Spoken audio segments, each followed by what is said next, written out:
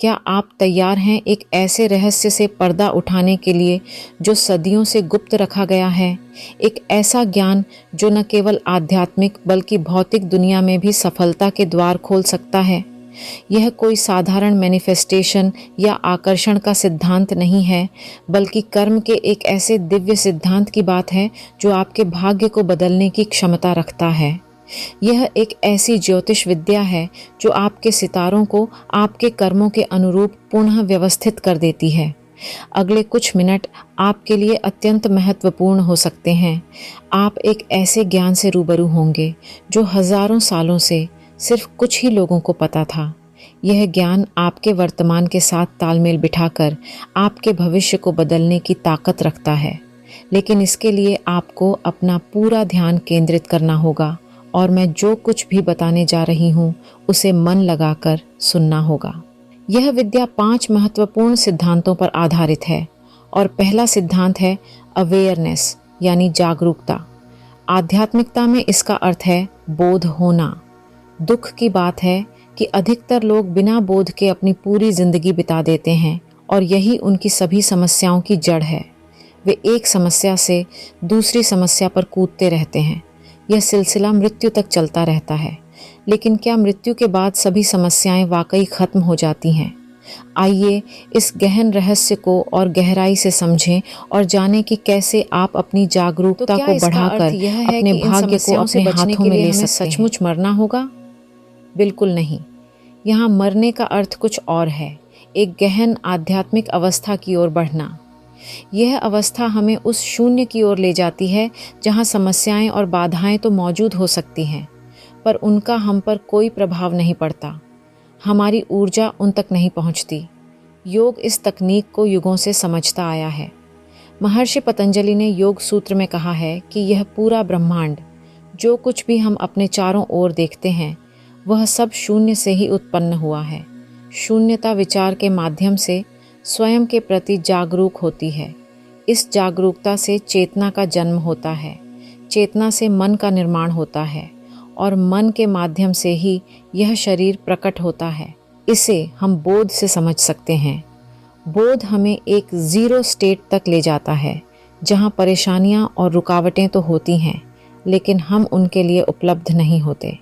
हमसे कोई ऊर्जा उन्हें नहीं मिलती। जब पृथ्वी पर जीवन की शुरुआत हुई थी, तब सबसे पहले जीव गहरे पानी के भीतर रहते थे, जहां सूर्य का प्रकाश नहीं पहुंच सकता था। उन जीवों की आंखें नहीं थीं, लेकिन जैसे जैसे वे पानी की सतह की ओर बढ़े, जहां सूर्य का प्रकाश जाता था, वहां धीरे धीरे उनकी एक परत पतली हो गई और क्रमिक विकास के माध्यम से आंखों का निर्माण हुआ। इसी तरह मन ने विकास क्रम में शरीर को प्रकट किया।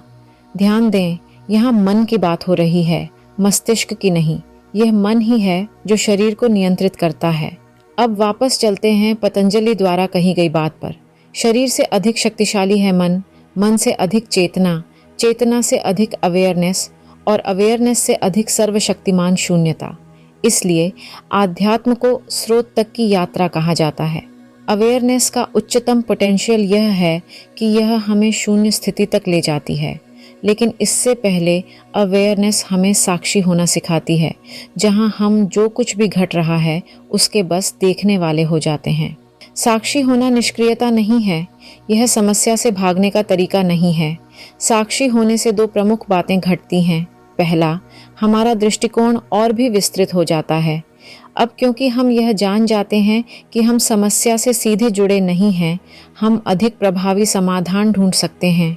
दूसरा, हम परेशानियों और रुकावटों के लिए मृत हो जाते हैं। अब हम उन्हें कोई ऊर्जा नहीं देते और साक्षी की इस अवस्था में आनंद स्वयं उत्पन्न होता है, या यूं कहें कि साक्षी का स्वभाव ही आनंद है, वह आनंद जो सुख और दुख से परे है। अगर आप साक्षी होने की स्थिति से परिचित नहीं हैं, तो इसे आप ध्यान के जरिए समझ सकते हैं। आप विपश्यना ध्यान कर सकते हैं, जिसमें हमें अपनी अंदर की सांस और बाहर की सांस पर ध्यान देना होता है। दूसरा सिद्धांत है इंट्यूशन का सिद्धांत। जैसे ही हम अवेयरनेस के सिद्धांत को आत्मसात करते हैं, हमारे जीवन में एक प्रामाणिकता का जन्म होता है। अब हमारी जीवन शैली तर्क, धारणाओं, विश्वासों या किताबी ज्ञान पर आधारित नहीं होती। हमारे अंदर आत्मज्ञान, इंट्यूशन की रोशनी होती है। यहाँ पर विचारों की उलझन समाप्त हो जाती है।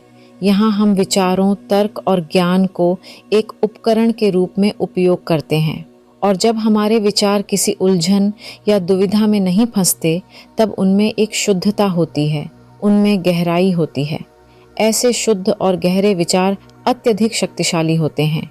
यही वह स्तर है जहाँ मैनिफेस्टेशन के लिए कार्रवाई की जा सकती है। यहाँ हमारी ऊर्जा एक धारा में बहती है। हम अधिक सृजनशील होते हैं।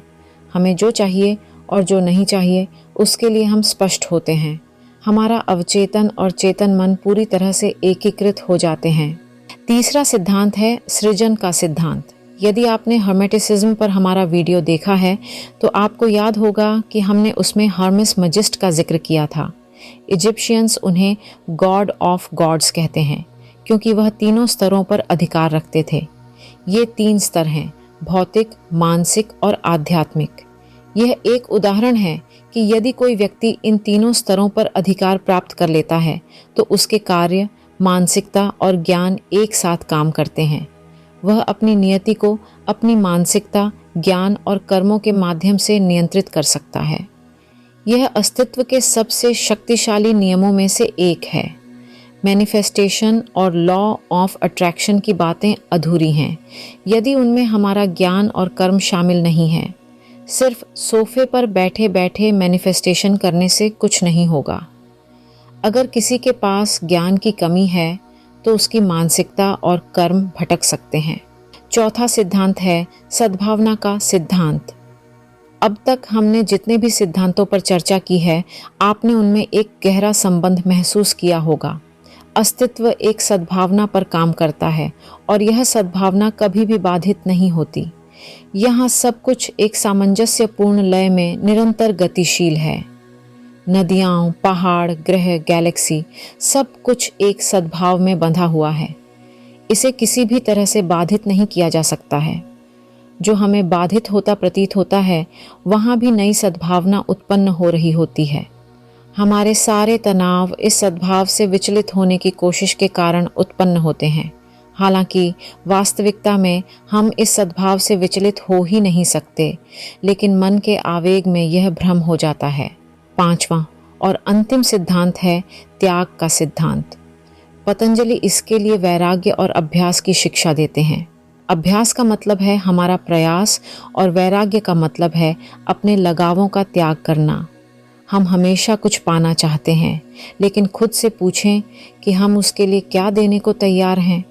कुछ अर्पण करना ही त्याग का सिद्धांत है। जैसे आध्यात्मिकता में प्रवृत्त होने के लिए हमें अपनी अंदर की पशु प्रवृत्ति का त्याग करना होता है, तो भौतिक दुनिया में जो भी हम प्राप्त करना चाहते हैं उसके लिए हमें अपने प्रयास और प्रयास की गुणवत्ता को त्यागना होगा। आइए इस प्राचीन विद्या को अपने जीवन में उतारें और देखें कि कैसे यह हमारे भाग्य को नई दिशा देती है। ये कोई जादू नहीं है, यह एक विज्ञान है, एक कला है जो हमें अपने अंदर की असीम संभावनाओं को पहचानने और उन्हें साकार करने की शक्ति देती है। याद रखें, भाग्य कोई आकस्मिक घटना नहीं है, यह हमारे कर्मों का फल है और हमारे कर्म हमारे विचारों, भावनाओं और कार्यों का परिणाम है। इस ज्ञान को आत्मसात करके हम अपने कर्मों को और इस प्रकार अपने भाग्य को अपने हाथों में ले सकते हैं। यह एक ऐसी यात्रा है जो हमें अंधकार से प्रकाश की ओर ले जाती है, अज्ञान से ज्ञान की ओर, दुख से आनंद की ओर। यह एक ऐसी यात्रा है जो हमें अपने वास्तविक स्वरूप से मिलाती है, जो हमें इस ब्रह्मांड के साथ एक गहरे संबंध का एहसास कराती है। यह एक ऐसी यात्रा है जो हमें मुक्ति की ओर ले जाती है, जो हमें इस संसार के बंधनों से आज़ाद करती है। तो आइए इस यात्रा पर निकलें, इस प्राचीन विद्या को अपने जीवन में उतारें और देखें कि कैसे यह हमारे जीवन को एक नया अर्थ, एक नई दिशा, एक नई ऊंचाई देती है।